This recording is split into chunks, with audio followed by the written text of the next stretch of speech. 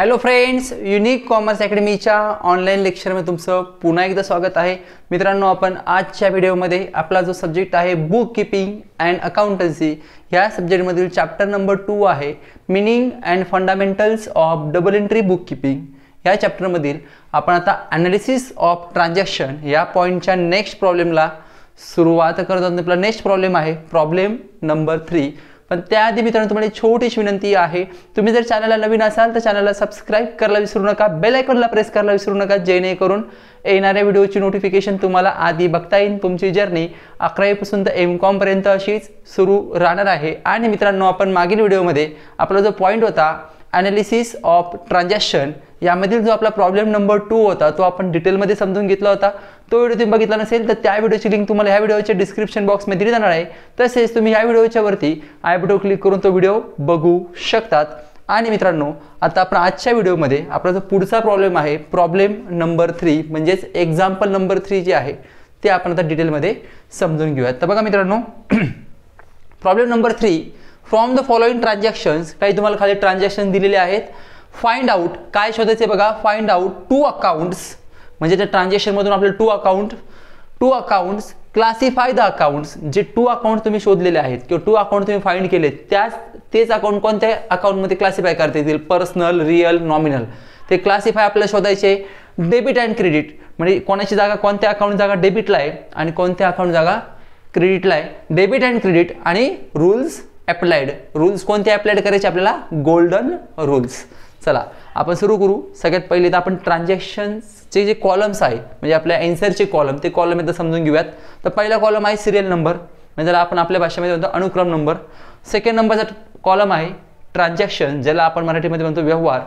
3 नंबरचा कॉलम आहे accounts involve, म्हणजे त्यामध्ये समाविष्ट असलेले अकाउंट्स, ज्यामध्ये 2 अकाउंट जे आहे ते शोधायचे, ते अकाउंट्स आपल्या इथे येणार आहे.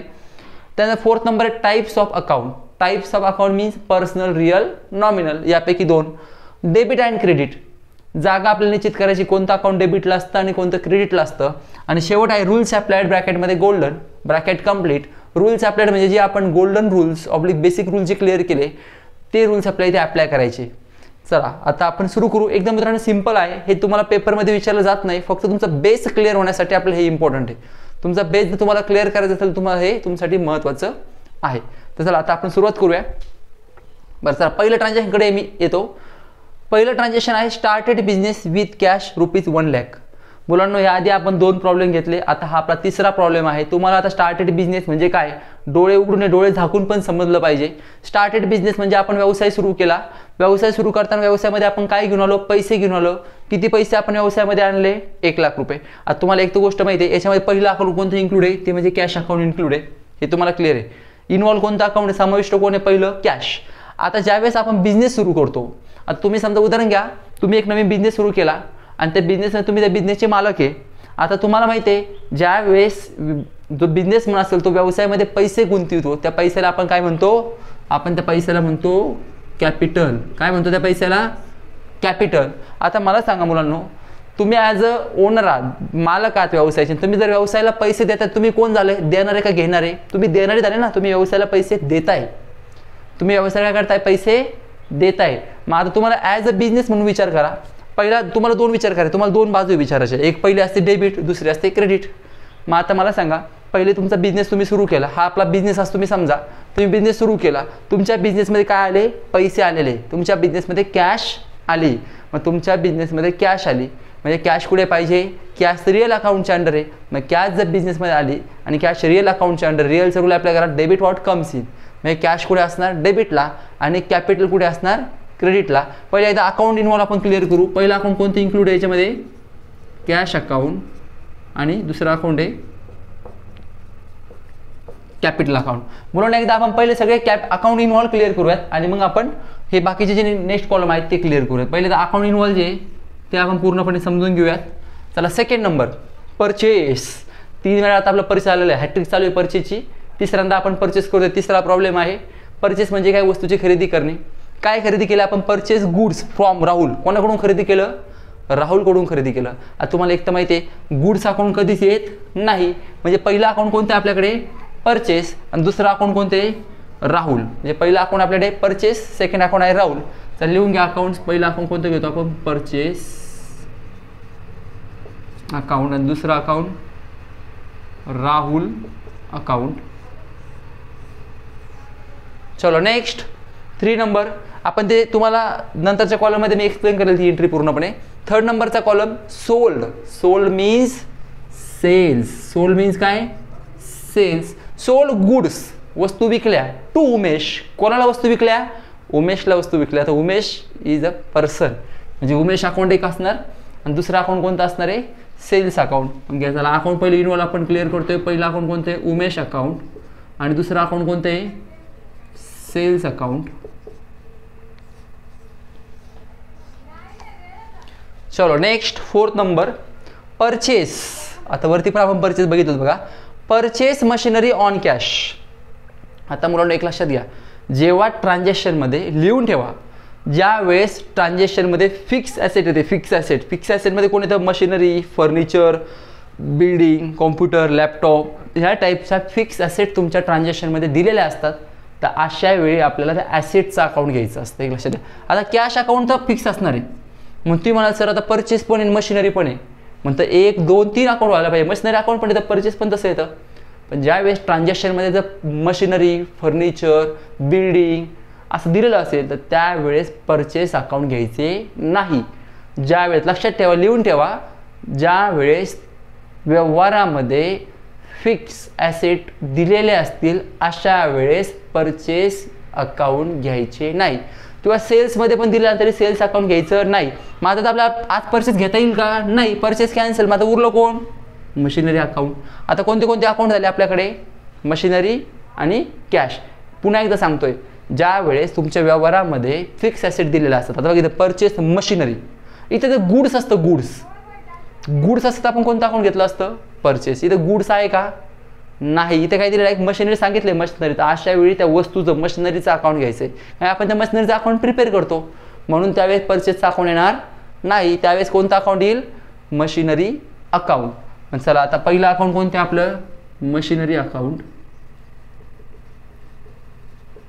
आणि दुसरं अकाउंट कॅश अकाउंट. ह्या ट्रान्झॅक्शनमध्ये परचेस अकाउंट येणार नाही. वाय, रिझन काय आहे, तर त्यामध्ये आपल्याला आज फिक्स ॲसेट दिलेली आहे. वस्तू कोणती घेतली सांगितलेली, स्पेसिफिक वस्तू फिक्स ॲसेट दिलेली असेल तर अशा वेळी परचेस सेल्स येत नाही. चला नेक्स्ट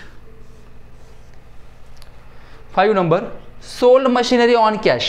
आता इथे पण मशिनरी बघा, सोल्ड म्हणजे तुम्ही म्हणले असे सर, सोल्ड म्हणजे इथे सेल्स, ठीक आहे, तुमच्याविषयी आपण घेऊ. तुम्ही म्हणजे सेल्स अकाउंट घ्या सर, पण मी तुम्हाला आत्ताच सांगितलं, जर फिक्स ॲसेट, फिक्स स्थिर मालमत्ता जर तुमच्या ट्रान्झॅक्शनमध्ये दिलेल्या असतील तर अशा वेळी सेल्स परचेस येत नाही. आता कॅश बदलणार आहे का नाही, कॅश अकाउंट असणार आहे. मग कॅश आणि कोणतं अकाउंट असेल, मशिनरी. पहिला अकाउंट कोणतं येईल, आता इथे कॅश, आणि दुसरं अकाउंट कोणतं येईल, मशिनरी. आता तुम्ही म्हणाल सर इथे कॅश पहिल्यांदा घेतलं, इथं मशिनरी पहिल्यांदा घेतलं, असं काय केलं, तर मला लक्षात घ्या, पहिले आपल्याला ज्यावेळेस आपण डेबिट क्रेडिट जागा फिक्स करतो, पहिले सगळे डेबिट घ्यायचे असतात आणि दुसऱ्यांदा क्रेडिट घ्यायचे असतात. आता इथे कॅश, आपण जर वस्तू विकली तर कॅश आपल्याला मिळाली, मग जर कॅश मिळाली आहे तर कॅश रिअल अकाउंटच्या अंडर येते. मग रिअल अकाउंटचं रूल काय, डेबिट वॉट कम्स इन. मग कॅश डेबिटला म्हणून इथं कॅश आधी घेतली, आणि इकडे कॅश क्रेडिटला काय घेतली, कॅश जाणार आहे आपल्याकडून, परचेस करताना पैसे जाणार आहे म्हणून कॅश क्रेडिटला घेतली. आणि चला नेक्स्ट 6 नंबरचं transaction. 6 number, received commission. Received, लय चांगला दिवस आहे आज, पैसे मिळाले. कशाचे पैसे मिळाले, कमिशनचे. आता कमिशन अकाउंट तुमच्याकडे आहे. आणि दुसरं रिसिव्ड म्हणलं तर काय असतं, कॅश. बहुधा रिसिव्ड जर कमिशन म्हणले असते, बँकमध्ये रिसिव्ह झालं किंवा बँकमध्ये जमा झालं, पण बँक घेतलं असतं. पण तिथे काही बँक वगैरे उल्लेख केला आहे की नाही, जर बँक वगैरे ते दिलेलं नसेल तर अशा काय घ्यायचं, कॅश घ्यायचं. मग आता मला सांगा, पैसे आले म्हणजे कॅश आली, मग कॅश आले म्हणल्यावर कॅश कुठे असेल, डेबिटला असेल, कारण की debit what comes in. Cash जर कम्स इन असेल तर कॅश कुठे घ्यायचे, डेबिट, म्हणजे कॅश अकाउंट. आणि दुसरं अकाउंट कोणतं आहे, कमिशन अकाउंट. चलो आता मेन पुढचा भाग आपला महत्त्वाचा, टाईप्स ऑफ अकाउंट्स. आता पहिले काय करा मुलांनो, एकदा हे अकाउंट्स इन्व्हॉल्व पहिले क्लिअर करून घ्यायच्या. अकाउंट्स इन्व्हॉल्व जर तुम्हाला क्लिअर नाही झालं तर तुम्हाला पुढं सगळं तुमचं चुकणार आहे, कारण तुमचा सगळ्यात मेन पार्ट अकाउंट्स इन्व्हॉल्व सगळ्यात मेन पार्ट आहे. तो जर चुकला तर सगळं चुकणार आहे. तर बघा, टाईप्स ऑफ अकाउंटमध्ये सांगा तुम्ही आता कॅश अकाउंट कोणत्या अकाउंटच्या अंडर येतं? Real account. आणि कॅपिटल अकाउंट पर्सनल अकाउंट. आज चला आता तुम्हाला माहिती आहे काय झालं, स्टार्ट बिझनेस केला, कॅश आलेली आहे, कॅशची जागा कुठे असणार आहे? डेबिट. कॅशची जागा कुठे असणार? डेबिटला. आता कॅशची जागा डेबिटला आहे म्हणजे कॅपिटल जागा कुठे असणार आहे? क्रेडिट. जर पहिलं डेबिट असेल दुसरं क्रेडिट. असं रूल अप्लाय करा. कॅश आली म्हणजे काय? Comes in. कोणता रूल्स अप्लाय केला आपण? Comes in.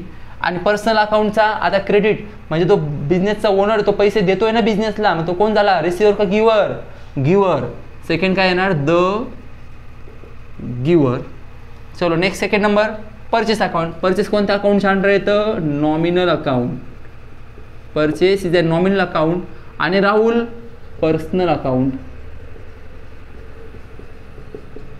ओके चला डेबिट क्रेडिट. आता परचेस आहे, परचेसचा खर्च आपल्याला माहिती आहे, मग परचेसचा खर्च मला परचेस नॉमिनल अकाउंटचे तुम्ही अंडर घेतलाय, मग चला नॉमिनलचा रूल अप्लाय करा. Debit all expenses. खर्च मला विचार करायचा नाही. परचेस जागा कुठे असते? डेबिट. जर परचेस डेबिट असेल तर राहुल कुठे असणार? क्रेडिट. राहुल का क्रेडिटला ते सांगतो, राहुल वस्तू देणार आहे. राहुलने आपल्याला वस्तू दिल्या ना, आपण कोणाकडून वस्तू घेतल्या? राहुलकडून. म्हणजे आपण राहुलकडे वस्तू घ्यायला गेलं, राहुल कोण आहे? आपल्याला देणारा झाला ना आपल्याला वस्तू. मग देणारा म्हणल्यावर debit the receiver, credit the giver. मग क्रेडिट. पर्सनलचा रूल अप्लाय करायचा आहे, पर्सनल अकाउंट म्हणून पर्सनलचा रूल. आणि त्याच्यानंतर रूल कोणता अप्लाय केला इथे? Expenses and losses. आणि सेकंड रूल काय केला? The giver. चलो थर्ड नंबर उमेश. उमेश तर पर्सनल अकाउंट आहे. Umesh personal account. आणि त्यानंतर सेल्स नॉमिनल अकाउंट. तो इन्कम आहे आपला. का आपण नॉमिनल घेतोय? तो इन्कम आहे. मग चला आता पुढे काय? Debit and credit. आता सोल गुड्स टू उमेश. आपण उमेशला वस्तू विकल्या. उमेशला काय केलं? आपण वस्तू विकल्या. आता उमेश मला सांगा पर्सनल अकाउंटच्या अंडर आहे, मग पर्सनलचा रूल अप्लाय करा. Debit the receiver. उमेश कोण आहे? रिसिव्हर आहे का गिव्हर आहे? आता उमेश घेणार आहे म्हणजे उमेश रिसिव्हर झाला ना. तुम्ही जर उमेशला वस्तू विकल्या तर उमेश कोण झाला? घेणार झाला का नाही? उमेश घेणार आहे म्हणजे उमेशची जागा कुठे पाहिजे? डेबिट. आणि सेल्स जागा कुठे पाहिजे? Sales is always credit side. Always credit balance. सेलची जागा बदलत नाही. मग चला डेबिट बोला इथे काय? The receiver. उमेश कोण आहे? रिसिव्हर आहे, तो घेणार आहे. आणि परचेसचं सेलचं क्रेडिट इन्कम अँड गेन्स. त्याच्यानंतर next transaction purchase machinery on cash. आता मुलांनी तुमचा गोंधळ होईल की आपण दोन ट्रान्झॅक्शनमध्ये असं ट्रान्झॅक्शन घेतलेले, दोन प्रॉब्लेममध्ये. आता मशिनरी आलं आहे तर फिक्स ॲसेट असेल तर फिक्स ॲसेटच घ्यायचे. आपण ठरवलं आहे मशिनरी आणि कॅश अकाउंट आहे. मग मशिनरी कोणत्या अकाउंटच्या अंडर येतं? Real account. आणि कॅश पण रिअल अकाउंट. दोन्ही रिअल अकाउंट आहे. मग चला आता परचेस केल्यावर पैसे काय होणार? मुलांना तुमच्याकडून जाणार आहे, कॅश जाणार आहे, पण त्या अगेन्स्ट तुमच्याकडे काय येणार आहे? मशिनरी येणार आहे. मग आता रिअल अकाउंट आहे, मग मशिनरी येणार. मशिनरी कुठे असेल? डेबिट. आणि पैसे जाणार म्हणजे पैसे कुठे येतील? क्रेडिट. रूल्स मशिनरीला काय? Comes in. मशिनरी कोणता रूल्स ॲड होईल? Comes in. आणि क्रेडिटला पैसे गेले म्हणल्यावर गोज आउट. पैसे गेले, गोज आउट झाले, मशिनरी आली म्हणजे कम्स इन झाले. चला 5 नंबर सोल्ड मशिनरी. आता विकली मशीन, जशी खरेदी केली तशी विकली पण आपण machinery. Sold machinery on cash ₹5,000. आता मशिनरी तुम्ही विकली, तुम्हाला माहिती आहे मशिनरी आलं का मशिनरी अकाउंट कंपल्सरी घ्यायचं असतं. अशा वेळी purchase account, sales account is and hold. ते होल्ड ठेवायचं. मग दोन अकाउंट आपण कोणते घेतले? कॅश अकाउंट आणि मशिनरी. आता मला सांगा तुम्ही सोल्ड करा, तुम्हाला पैसे मिळणार आहे. पैसे काय होणार आहे? मिळणार आहे. म्हणजे त्याला कॅश अकाउंट कोणतं अकाउंट आहे? Real account. आणि मशिनरी अकाउंट पण कोणतं अकाउंट आहे? Real account. मग आता मला सांगा तुम्हाला पैसे मिळणार आहे, कॅश तुमच्याकडे येणार आहे. मग चला रिअलचा रूल अप्लाय करा. Debit what? Comes in. Comes होत आहे ना, मग कॅशची जागा कुठे असेल? इथे डेबिट. आणि मशिनरी जागा कुठे असणार? क्रेडिट. आणि चला रूल अप्लाय करा. कॅशला कोणता रूल ॲड करणार तुम्ही? Comes in. आणि मशिनरी कोणता रूल ॲड करणार? क्रेडिटचा गोज आउट. बघा आता सोल म्हणल्यावर विकली तुम्ही, मशिनरी गेली म्हणून मशिनरी काय झाली? Goes out. मशिनरी गेली. कम्स इन काय झाले? कॅश, पैसे आले. परचेसच्या विरुद्ध आहे बघा मुलांना. तुम्हाला जर परचेस केलं त्याच्या विरुद्ध करायचं आहे फक्त. आता परचेसमध्ये बघा परचेसमध्ये कॅश गोज आउट होती, मशिनरी कम्स इन होती.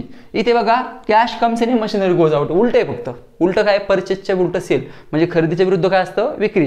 म्हणून विद्या उलट दिसेल तुम्हाला. आणि शेवटचा 6 नंबर आहे. दिवस खूप चांगला आहे, रिसिव्ड झालेले आहे. काय रिसिव्ड झालेले आहे, बघा कमिशन मिळालेलं आहे. किती कमिशन मिळालेलं, डायरेक्ट 15,000 रुपये कमिशन मिळालेले आहे. चला आता आपण पुढे येऊया. आता तुम्हाला माहिती त्याच्यामध्ये कोणते कोणते अकाउंट इन्क्लूड आहे, कॅश आणि कमिशन. मग कॅश अकाउंट, रिअल अकाउंट आणि कमिशन अकाउंट. कमिशन आता इन्कम आहे त्या रिसिव्ड म्हणलं नॉमिनल, तसं कमिशन नॉमिनलचं अकाउंट असतं, फक्त आपल्याला रूल अप्लाय करताना चेंजेस करावं लागतात. मग आता रिअल म्हणलं पैसे आले, पैसे आले म्हणलं पैसे कुठे असणार, डेबिट.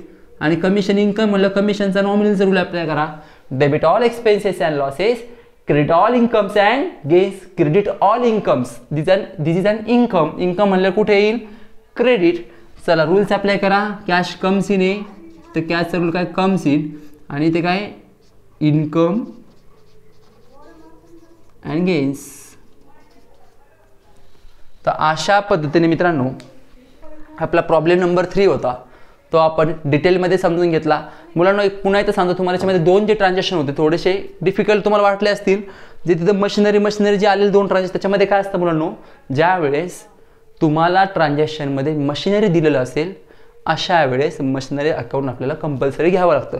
अशा वेळी परचेस किंवा सेल्स अकाउंट आपल्याला घेता येत नाही, कारण की त्यांनी स्पेसिफिक सांगितलेले आहे कोणती वस्तू परचेस केलेली. जर परचेस गुड्स असेल किंवा सोल्ड गुड्स असेल तर अशाच वेळी तुम्ही सेल्स अकाउंट, परचेस अकाउंट घेऊ शकता. जर तुम्हाला machinery, furniture, building, computer, laptop या टाईप काही सांगितलेलं असेल तर अशा वेळी आपल्याला परचेस, सेल्स अकाउंट घेता येत नाही. तर मुलांनो तुम्हाला व्हिडिओ आवडला असं मी गृहीत धरतो. व्हिडिओ आवडल्या चॅनलला लाईक, शेअर आणि सबस्क्राईब करायला विसरू नका. आणि मित्रांनो व्हिडिओबद्दल काही शंका असतील, तुमचे काही प्रश्न असतील तर कमेंट बॉक्समध्ये कमेंट करा. तुमच्या प्रश्नांचं 1001% आन्सर दिलं जाईल. धन्यवाद.